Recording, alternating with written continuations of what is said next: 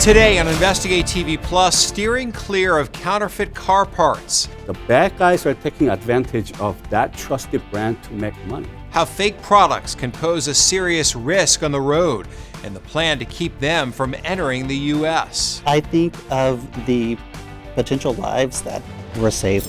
Then, from corner stores to apartment complexes, some businesses face a crushing wave of insurance cost. A lot of our properties, we no longer have any kind of cash flow due to cost of security. We uncover how property owners could pass rising prices down to you. Plus, crayons and color pencils become tools of transformation. I was so messed up that I wasn't even able to hold a pencil. How drawing helped a veteran recovering from a coma. In-depth stories that inform and inspire. You're watching Investigate TV Plus. Counterfeit car parts could be putting your family at risk. I'm Tisha Powell. And I'm Lee Zurich. Financial experts say Americans are holding onto their cars longer, which means the demand for affordable auto parts is rising. But beware, law enforcement we spoke with say low-quality knockoffs have infiltrated the U.S. market. Investigative reporter Rachel DePompa takes an in-depth look at how fake car parts are seized in our nation's capital, so you know how to keep your vehicle and your loved ones safe. Whether you get into a crash, or maybe you're trying to keep your older vehicle running, inevitably, you may need new car parts. But experts say you need to be careful where you buy them from. Oil filters, airbags, brake pads. These look like name-brand auto products, but everything you see here is fake. The bad guys are taking advantage of that trusted brand to make money. Everything here seized by investigators at our borders, by people like Andrew Lee. He's a special agent with Homeland Security Investigations. The wheel sitting upright on this table is real. The other one is counterfeit. The fake one broke apart in a car crash. This is the genuine. Try to lift it up. Yeah. Right? It's heavy. Has heavy? Try to lift this up. This is light. Lighter. Right? Even though we have a piece broken off, you could tell the difference in weight. Yeah. Right? And this, it's not supposed to break like that. No, it's not. HSI works closely with U.S. Customs and Border Protection. In the last year, the two agencies have seen an almost 100% increase in the number of counterfeit auto parts seized at the ports. Products like these. I think of the potential lives that were saved because we were able to have them here and they didn't make their way into a vehicle. Chris Mobilatini is a director with CBP's Office of Trade. That's the first line of defense at the border where products are shipped or flown into this country. He says a lot of these products are being sold by criminal organizations trying to make a quick buck to pay for other illicit activities. They're substandard. They don't meet the health and safety regulations and specifications we require. So they're able to invest very little and make quite a bit. The CBP seized more than 839,000 counterfeit auto parts over the last 5 years. That's a retail value of more than $60 million.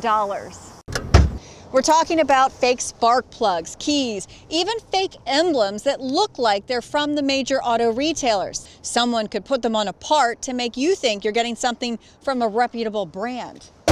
And motor oil was the most counterfeited item last year, CBP seizing more than 89,000 units. These are CBP photos of $200,000 in counterfeit auto parts seized from a Philadelphia-bound shipment. It was full of fake airbag covers, fenders, bumpers, and trademarked logos for Chevrolet, Buick, and Dodge. So how does this affect you? Homeland Security Investigations is aware of at least 3 fatalities and 2 life-altering injuries in a recent 9-month period tied to the distribution of fake auto parts.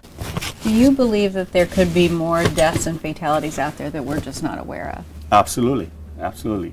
Yes. D.P. Springer is the vice president of an auto parts warehouse distributor that's been around for 40 years in New Orleans. In this business, a lot of things do come from overseas. That's just the reality. But we have to make sure what's coming over, it has to be is going to be legitimate and not, someone passing something off for something it's not. He says he does see a lot of people buying online and showing up at his shop asking for help. He's not sure if what they bought is counterfeit or if it's just the wrong part. But there are bad actors out there. In the last 5 years, HSI initiated 100 criminal cases for counterfeit auto parts, which led to 33 arrests, 31 indictments, and 28 convictions. A lot of people are going online to find cheaper auto parts, scouring the internet for the best prices. So how do you steer clear of a fake? One way is to go to trusted mechanics, aftermarket auto parts sellers, and dealerships and ask them questions. If the part is salvaged from a scrapyard, the seller should be able to provide a VIN number for the vehicle the part came from, or the part could be marked with a serial number or emblem depending on the manufacturer. Look at where the product is coming from. See if you can find out who the manufacturer is for that component, what country is it coming from. A lot of the online marketplaces and e-commerce sites have more information. You may just have to dig a little bit into the site. Airbags should not come in several pieces you have to assemble. And if the trademarks and emblems are sent to you in separate packages, that could be a sign of a fake. Sometimes in the process of saving money, you could very well end up purchasing something unwittingly that could potentially be a danger to yourself and others. If you suspect a product is counterfeit, experts say you should contact the Brand Protection Department for that automaker or the National Intellectual Property Rights Coordination Center. We put a link to their website and more tips for avoiding counterfeit auto parts on InvestigateTV.com. Just search Brakes on Fakes. Still to come, ocean currents turn paradise into a dumping ground. It's non-stop. Sometimes after we clean up, then we go back, the trash is already there. We get an up-close look at a solution that's making waves in the fight against plastic pollution. But first, our standard is higher than the police right now, because we're expected to stop crime. Some property owners claim they cannot keep up with the cost of safety, and it's forcing them to shell out millions for lawsuits that could close their doors. You can watch Investigate TV Plus anytime online. Just subscribe to our YouTube channel at Investigate TV. You can catch stories and full episodes.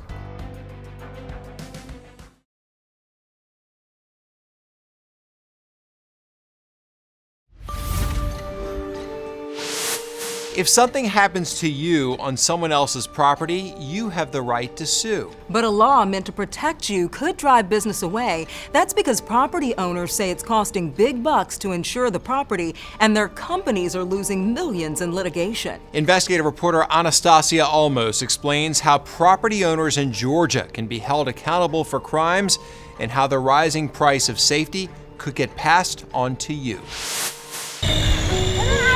When school's out, you'll find kids playing inside the villages at Eastlake Apartments in Atlanta. But you'll see there's gates there. Laurel Hart helps oversee affordable housing complexes like this one for Columbia Residential. A lot of cameras here. Trying to keep thousands of families safe in some of the highest crime areas. We have over 100 cameras here at Eastlake, and we pay $18,000 a month just for cameras. But Hart says a Georgia law holding them accountable for third-party crimes has their insurance company facing one potential lawsuit after another. Our insurance has gone up, not 100%, not 200%, probably like 600%. And she worries they may not be able to continue their work in these communities. A lot of our properties, we no longer have any kind of cash flow due to cost of security. It's known as Georgia's premises liability law. It essentially holds a property owner responsible for a visitor's injuries if they failed to keep the property safe. And court rulings have furthered the owner's responsibilities to include not only crimes that happen on the property, but around it too.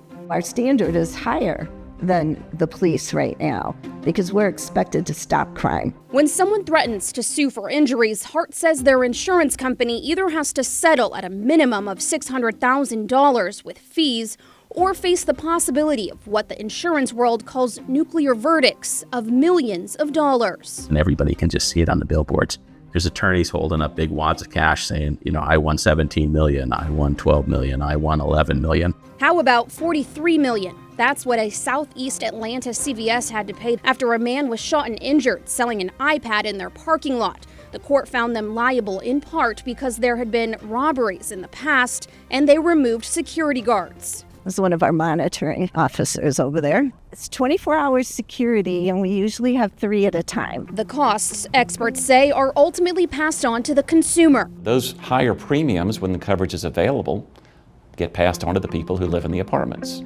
The everyday person pays more in rent, more in food. Agents say some insurance companies are no longer covering businesses like grocery stores or gas stations, and the state is already seeing stores closing down due to the cost of crime. If you're in the city of Atlanta, by Georgia State, Racetrack no longer has a store there. Quick Trip closed a store there. Racetrack by GSU closed after a series of deadly shootings between their property and the student apartments across the street. Personal injury attorneys argue the law holds businesses accountable. Hypothetically speaking, Matthew Stoddard says, 3 people reported to us they've been sexually assaulted in their units. 2 kids have been shot in our units. Well, when that happens, you need to behave differently. And that ain't what they're doing.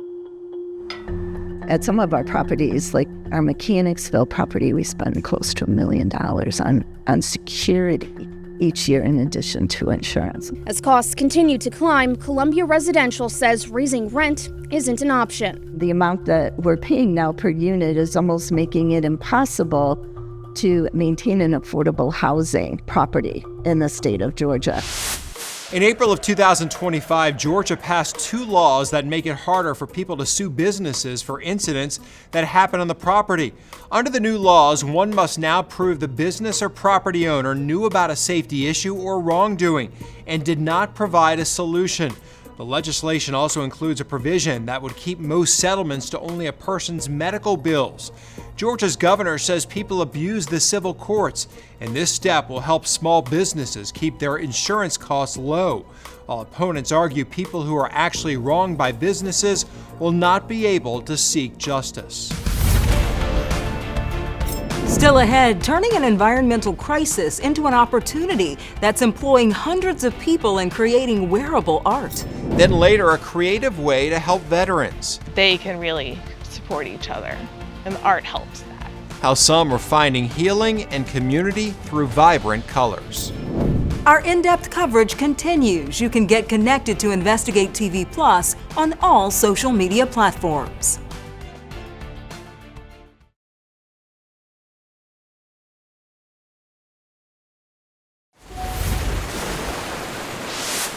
Plastic in our ocean. It's plaguing popular destinations, including Southeast Asia. In order to protect the Indonesian island of Bali, an organization known as 4Ocean is trying to clean up the trash on its beaches. But heavy rains and flooding during the monsoon season threaten to swamp their efforts. Reporter Jared Dillingham explains why they're inspired to keep fighting, even when Mother Nature seems to work against them. Bali and Lombok have some truly beautiful beaches with white sand and crystal clear water, but a closer look reveals a problem. A never-ending problem with plastic. Ocean currents gather garbage from other parts of Southeast Asia and naturally deposit it on Bali's southwestern coast. The crew in blue is from 4Ocean, a company started by surfers in 2017. It's non-stop. Sometimes after we clean up, then we go back, the trash is already there. It's got to be frustrating. Yes. I could not believe the crew had cleaned this beach a day prior to our visit. We found their garbage cleanup efforts to be as relentless as the currents that bring all the garbage to shore. I think they are in good spirits. They are very proud to be part of the 4Ocean. Nearby, we met up with another 4Ocean group patrolling a river. Here, the trash problem is the result of bad habits and a lack of waste management on Bali. We cruised upstream to check a few problem spots and found every type of household waste you can imagine. This bamboo fence was clean yesterday, but it rained overnight, brought some floodwaters down, and with the waters, brought a whole new load of trash, which they're cleaning up now. no matter how frustrating the garbage itself became at times, and how overwhelming the day's haul seemed, before long they had the shores cleaned and the garbage all bagged up. At a warehouse, the true extent of the daily cleanup became even more clear to us. Heaps of garbage bags, all of this from one day. These are all shipped out for processing, and they return in spools of recycled plastic thread. 4Ocean employs hundreds of people who weave the thread into bracelets. They patiently gave me a lesson. Good. Then went back to full speed, each making 50 bracelets a day. While nothing will change the ocean currents and monsoon rains that bring the bulk of the plastic here, the 4Ocean crew believes they can change people's habits with plastic awareness campaigns targeting children and young adults. That matters, of course. From kindergarten, elementary school is very important. As I'm watching that story, I'm thinking, what if they weren't there to clean that up every day? I mean, imagine the pileup of just plastic and trash. Yeah, and the dedication that allows them to go out there every day and keep doing that. Don't litter, throw stuff away, right? Yes, 4Ocean says they have more than 250 full-time cleanup crew members that have helped remove more than 41 million pounds of trash from the world's coastline since 2017. They have also assisted in restoration of 12 critical ecosystems. The bracelets you saw them making are for sale for about $24 on 4Ocean's website. They say each purchase pulls about 5 pounds of trash from the ocean. Up next, coloring a canvas with hope. Help rebuild things in my brain. I was like, oh yeah, I am an artist. How art therapy can help veterans heal. I'm Viv Williams with a medical mythbuster moment. Picture this. You're at a barbecue, having a great time, and you walk across the lawn, then ouch, you step on a rusty nail. Do you right away go to the ER for a tetanus shot? Do rusty nails really cause tetanus? It's not a myth. It's true. But experts at Mass General Brigham in Boston say it's not the rust that's the problem, but a bacteria called Clostridium tetani found in nature that can enter your body through any open wound. The bacteria can cause tetanus, which Mass General describes as a potentially fatal condition that affects the brain and central nervous system, causing muscle spasms and contractions often called lockjaw. How can you prevent it? With a vaccine that the CDC says should be administered as a series to babies beginning at 2 months, then as a booster to preteens between age 11 and 12, and then again every 10 years throughout your adult life. So make sure you're up to date on the vaccine, whether or not you step on a rusty nail. With this medical mythbuster moment, I'm Viv Williams.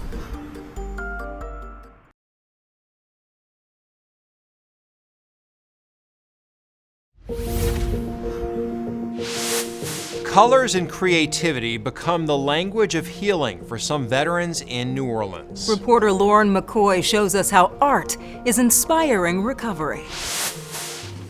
With markers, colored pencils, and crayons scattered across the table, you can find this room full of laughter twice a month at Bastion Community of Resilience in Gentilly. When you drew your circle on your page, it made you think of looking through a telescope? Yeah. Where veterans turn their personal struggles into masterpieces. Marine veteran Nestor Morena outlines his latest creation. The river flow, it relaxes me. Morena says his life changed forever in 2003. When I was hit, I was 27. When a drunk driver ran a red light and plowed into his car, flipping it 3 times. I was under a coma for 9 months, and I came out, my whole left side was not able to move. But now, Morena finds himself in this bright room filled with his art. They pretty much took me out of my lowest. That makes me think of circles, and that's why I do this. Morena is able to express feelings that might be too difficult to articulate through this art therapy, a program sponsored by Headway, a charity for veterans living with neurological conditions. I was so messed up that I wasn't even able to hold a pencil. So you can use the paper to really check in with yourself. Professional counselor Rainey Mills Turner sees firsthand how this therapy Take a moment to look at what you've done. can not only help alleviate anxiety, but also you get put into like a dreamlike state. Build emotional strength.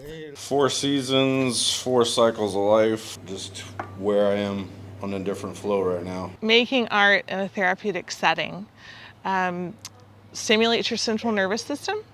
So it really creates new neural pathways in the brain, really working on your autonomic nervous system, helping kind of dissolve some I'd say some unhealthy responses. Turner, who helped start the art program about 6 years ago, says it's a way for veterans to know they are not alone. So we really all kind of lean into how they can really support each other, and the art helps that. Bold and vivid, each work of art from therapy reminds Morena of his personal journey to transform some of his darkest moments into something very much beautiful. If it wasn't for them, I would not be here. I would not be this happy. I'd be very, very, very angry man right now.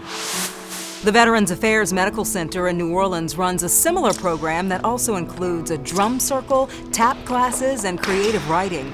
All activities that can help veterans like Andy Anderson find purpose. And that helped rebuild things in my brain. I was like, oh yeah, I am an artist. Just having friends here and you know, having somewhere to come every day and having like a kind of sense of purpose.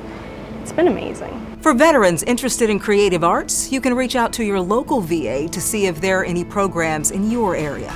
Well, that's it for us on Investigate TV Plus. I'm Tisha Powell. And I'm Lee Zurich. Thanks for watching. On the next Investigate TV Plus, Amanda Knox dominated international headlines after she admitted to a murder she didn't commit. I was confused. I didn't know even really what I was signing. We investigate an interrogation tactic that sometimes leads to false confessions and the advocates pushing for reform to ensure a person's rights are protected.